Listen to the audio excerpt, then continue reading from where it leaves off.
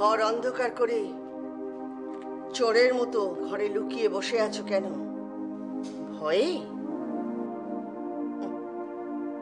তোমরা বোধহয় সকলেই জানো এই মুখ্যতা পিসি খুব চেঁচামেচি করে, কলোনির সবাইকে নিয়ে হই হই করে বেঁচে থাকে। কিন্তু এটা বোধহয় কেউ জানো না, এই মুখ্যতা পিসি বিশ্বাসঘাতকতা একদম পছন্দ করে না। তোমরা আজ এখনই আমার ঘর ছেড়ে বেরিয়ে যাও। পিসি, একটা কথা বলবে না। মিথ্যা কথা একদম পছন্দ করি না। মিথ্যে কথা? আমরা কোনো মিথ্যে কথা বলিনি পিসি। মিথ্যে কথা বলনি? কলোনির সবাইকে জেতার স্বপ্ন দেখিয়েছো, আবার বলছো মিথ্যে কথা বলিনি? তারা কেউ ঘর অন্ধকার করে চোরের মতো লুকিয়ে বসে থাকে না। না পিসি, আমরা যেতে চেয়েছিলাম কিন্তু ভয় করলো। ভয়? হ্যাঁ ভয়। যদি ওরা আমাদেরকে ভুল বোঝে। ভুল বুঝি মানে? যদি ওরা ভাবে আমরা ওদের চিট করেছি। হ্যাঁ পিসি, ওদের বোঝানো খুব কঠিন, ওরা ভীষণ একবজ্ঞা। আমিও ওদের মতো ভীষণ একবজ্ঞা। যাদের বিশ্বাস করি তাদের জন্য আমি সবকিছু করতে পারি। যারা বিশ্বাস ভাঙে তারা কোনোদিন জোড়া লাগাতে পারে না, কোনোদিন না। ওর কি হয়েছে ডাক্তারবাবু? নেশার জিনিস বেশি খেয়ে ফেলেছে। এখন তাহলে কি হবে? চিন্তার কোনো কারণ নেই। দেখে মনে হলো এর নেশা করার অভ্যেস আছে। আজকে মাত্রাটা হয়তো একটু বেশি হয়ে গেছে। আমি ইঞ্জেকশন দিয়ে দিচ্ছি, আশা করি কিছুক্ষণের মধ্যেই জ্ঞান চলে আসবে। আরে কোথা থেকে জোটালি একে?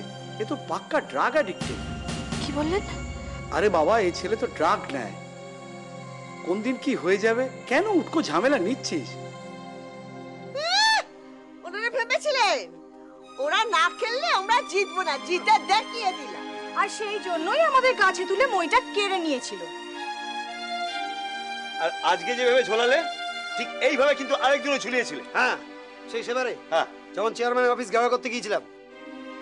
এই শহরের শয়তানগুলোকে আমি ভালো করে চিনি, এতদিন শহরে ছিলাম তো তাই। রাজু প্লিজ, তুই আমার কথার মাঝখানে কথা বলছিস?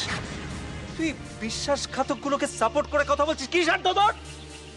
রাজু, আমি তোকে শেষবারের মতো আমার বন্ধুরা এই বিশ্বাসঘাতকগুলোর বন্ধু? আমি তো কিছু বুঝতে পারছি না। আমরা বিশ্বাসঘাতক নই। তাহলে কি তোমরা? হ্যাঁ, সত্যবাদী যুধিষ্ঠির? ও সরি সরি সরি, আমি তো ভুলে গেছিলাম। তোমরা যুধিষ্ঠিরের কথা জানবে কি করে? তোমরা তো বড় লোকের এডুকেটেড মডার্ন ছেলে মেয়ে, তাই না? মহাভারত পড়া আছে নাকি তোমাদের? আমাদের কালচার নিয়ে কোনো মাথা ব্যথা আছে তোমাদের? তুমিও চাও আমরা এই কলোনি ছেড়ে চলে যাই?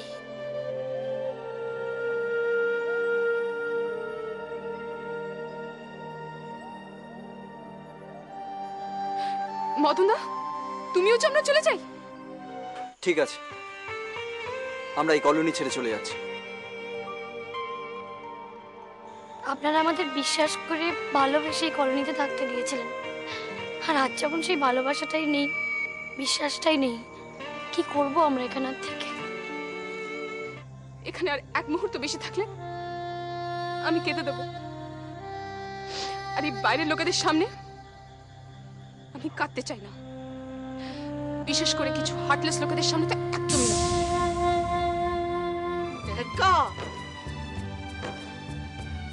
এই ভাদ্র মাসে ঘর থেকে কেউ বেড়াল কুকুরও তাড়িয়ে দেয় না, আর তোমরা 5-5টা মানুষ শুনতে পেলে না কি বললো?